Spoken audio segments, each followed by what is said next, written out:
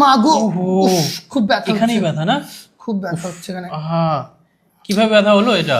ব্যথাটা বলতে প্রায় 6 মাস আগে আপনার বাইক অ্যাক্সিডেন্ট হয়েছিল আমার, হ্যাঁ, দিয়ে জাস্ট একটু চিপ ধরেছিল, অর্থোপেডিককে দেখিয়েছিলাম, সে সময় ব্যান্ডেজ করে মেডিসিন খাওয়ার পর হ্যাঁ, আমার ব্যথাটা আর কি মানে অনেকটা ঠিক হয়ে যায়। আচ্ছা আচ্ছা, তারপরেই আর কি মানে আমি অতটা গুরুত্ব দিইনি বিষয়টাতে। এই রিসেন্ট রমজান মাসে আমি নামাজ পড়ে সিদ্ধার পরে যখন উঠছি আর কি, বসে থাকছি, তখন পায়ে প্রচুর ব্যথা হচ্ছে।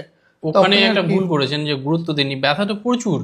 ঠিক আছে, ফিজিওথেরাপিটা আগে দেখানো উচিত ছিল, কারণ হচ্ছে অ্যাক্সিডেন্ট কেসে আর ওটি করার পরে ফিজিওথেরাপি আগে মাস্ট লাগে। আচ্ছা, ঠিক আছে, মানে আমাকে বলেছিলেন ডক্টর, কিন্তু আমি সে সময় অতটা ভাবিনি যে এরকম হবে।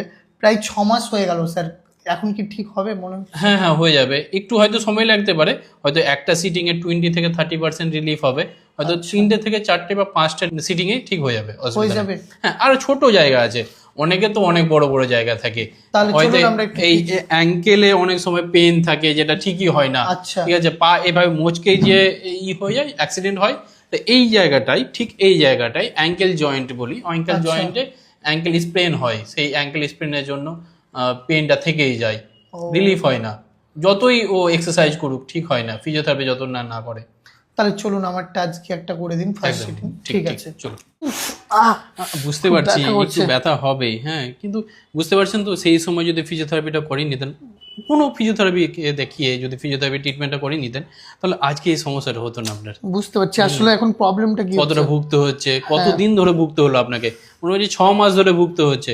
আর ওই সময় যদি করে নিতেন, হয়তো 1 সপ্তাহ বা 15 দিন হয়তো কষ্ট হতো, ব্যথা থাকতো, আর 15 দিনের ট্রিটমেন্টও পেয়ে যেতেন, ঠিকও হয়ে যেত।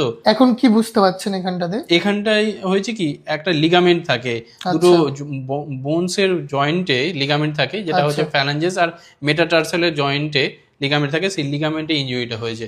সেই ইনজুরিটা হওয়ার জন্য লিগামেন্টটা রিকভারি হতে পারেনি, মানে নর্মাল পজিশনে যেতে পারেনি। আচ্ছা নর্মাল পজিশনে যাওয়ার জন্য ওকে তো ট্রিটমেন্ট দিতে হবে, সেই ট্রিটমেন্টটা হচ্ছে